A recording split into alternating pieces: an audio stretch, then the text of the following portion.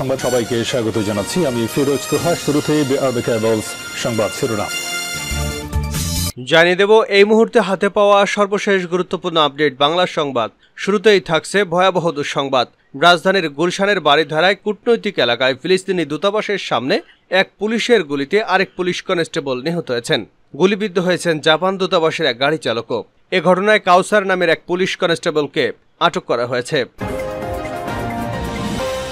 এবারে জানাবো, নাগরিক ঐক্যের আহ্বায়ক মাহমুদুর রহমান মান্না বলেছেন, খুব অল্প সময়ের মধ্যেই সরকারের বিদায় ঘণ্টা বাজবে। এ সরকারের হাতে কোনো টাকা পয়সা নেই, এ সরকার বেশি দিন চলতে পারবে না।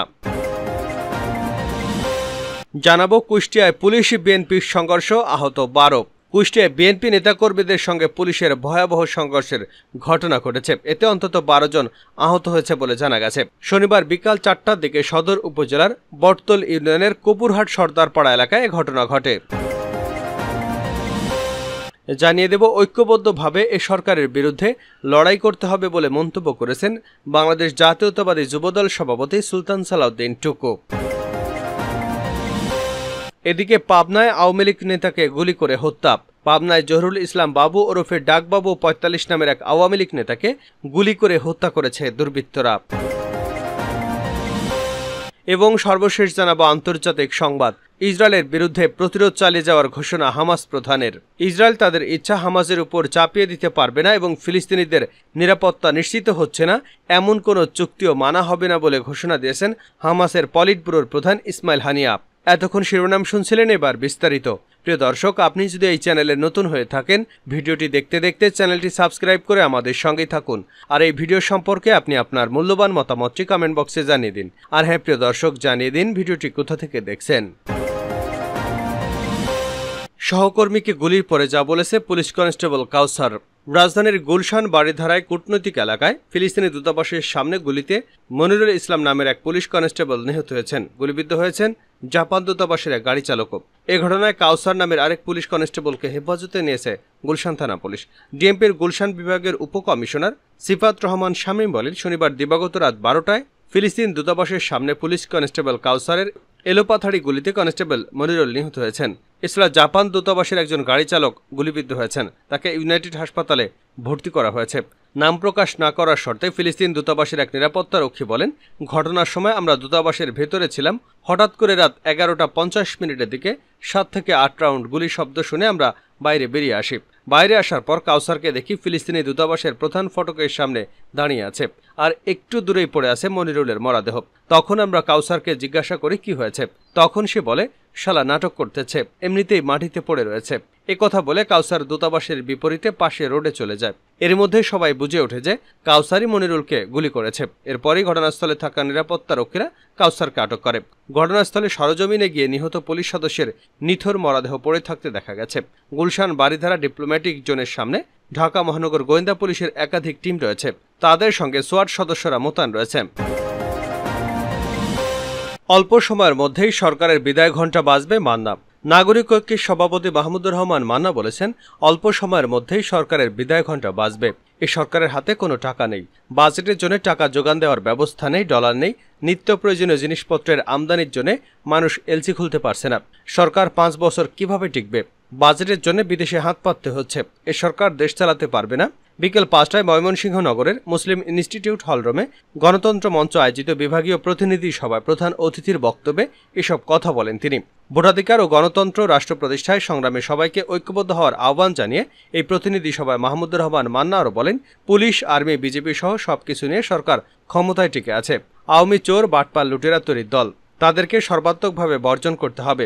ওবায়দুল কাদের বলেছেন, ভারতের সাহায্যে তারা ক্ষমতায় টিকে আছে, কিন্তু জনগণ না থাকলে এ সরকার ক্ষমতায় থাকতে পারবে না।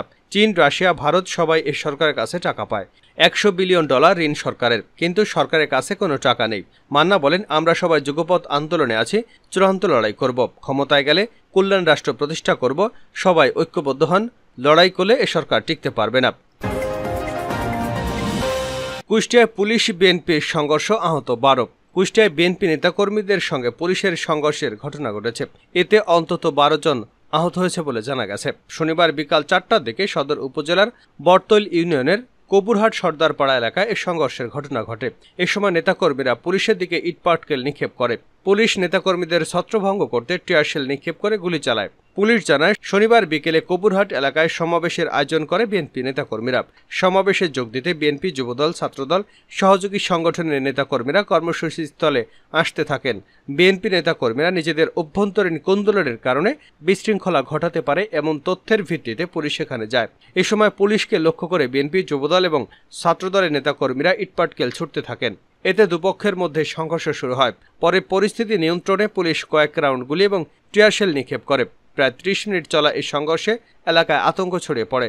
এক পর্যায়ে পুলিশের তৎপরতায় বিএনপি এবং সহযোগী সংগঠনের নেতাকর্মীরা পালিয়ে যায়। এ বিষয়ে বিএনপির যুগ্ম সম্পাদক প্রকৌশলী জাকির হোসেন বলেন, বিএনপি ও অঙ্গ সংগঠনের নিপীড়িত নেতাকর্মীদের সান্ত্বনা দেওয়ার জন্য কেন্দ্রীয় নেতাদের একটি দল কুষ্টিয়ায় এলে তাদের নিয়ে পুলিশের মৌখিক অনুমতিতে শহরের নবীন টাওয়ার এক সমাবেশের আয়োজন করেছিলাম।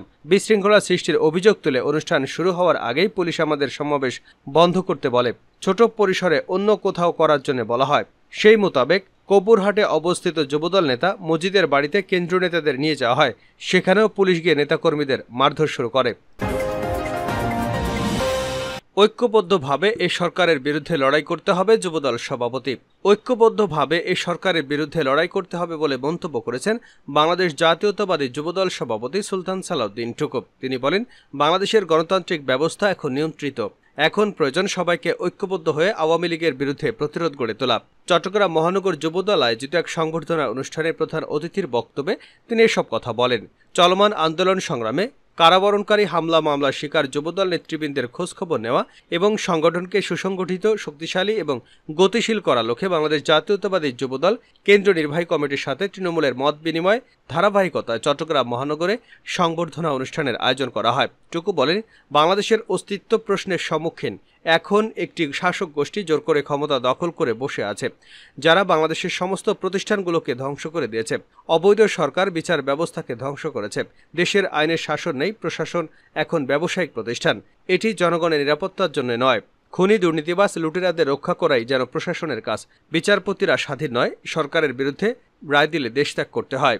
বেনজির আজিজদের দুর্নীতির দায় আপনারা কখনো এড়াতে পারবেন না। এ দায় এড়াতে পারবে না সরকার। বেনজির আজিজদের দায় এ সরকারকে নিতে হবে, বলেন সুলতান সালাউদ্দিন টুকু। পাবনায় আওয়ামী লীগ নেতাকে গুলি করে হত্যা। পাবনায় জহিরুল বাবু ওরফে ডাকবাবু নামের এক আওয়ামী লীগ নেতাকে গুলি করে হত্যা করেছে দুর্বৃত্তরা। শনিবার রাত 10টার দিকে সদর উপজেলার ভাড়ারা ইউনিয়নের নলদাহ নতুনপাড়া এলাকায় ঘটনা ঘটে। নিহত বাবু সদর উপজেলার গয়েশপুর ইউনিয়নের দক্ষিণ মনোহরপুর এলাকার আজহার শেখের ছেলে এবং ৯ নম্বর ওয়ার্ড আওয়ামী লীগের সাবেক সভাপতি। পুলিশ ও স্থানীয়দের সূত্রে জানা গেছে, নলদাহ নতুনপাড়ায় জামাল শেখের দোকানে চা খাচ্ছিলেন। এমন সময় কয়েকজন দুর্বৃত্ত এসে তাকে এলোপাথাড়ি গুলি করে। এতে গুলিবিদ্ধ হয়ে তিনি মাটিতে লুটিয়ে পড়েন। স্থানীয়রা তাকে উদ্ধার করে পাবনা জেনারেল হাসপাতালে নিয়ে গেলে কর্তব্যরত চিকিৎসক তাকে মৃত ঘোষণা করেন। বিষয়টি নিশ্চিত করে পাবনা সদর থানার ভারপ্রাপ্ত কর্মকর্তা রওশন আলী বলেন, গুলি করে আওয়ামী লীগ নেতাকে হত্যা করা হয়েছে। ঘটনাস্থলে পুলিশ পাঠানো হয়েছে। মরদেহ পাবনা জেনারেল হাসপাতালে রয়েছে। পাবনার অতিরিক্ত পুলিশ সুপার মাসুদ আলম জানান, হত্যার প্রকৃত কারণ এখনই বলা যাচ্ছে না। পুলিশের একাধিক টিম কাজ করছে। শিগগিরই প্রকৃত রহস্য উদ্ঘাটন করা যাবে। ইসরায়েলের বিরুদ্ধে প্রতিরোধ চালিয়ে যাওয়ার ঘোষণা হামাস প্রধানের। ইসরায়েল তাদের ইচ্ছা হামাসের উপর চাপিয়ে দিতে পারবে না এবং ফিলিস্তিনি নিরাপত্তা নিশ্চিত হয় না এমন কোনো চুক্তিও মানা হবে না বলে ঘোষণা দিয়েছে হামাসের পলিট ব্যুরোর প্রধান ইসমাইল হানিয়া।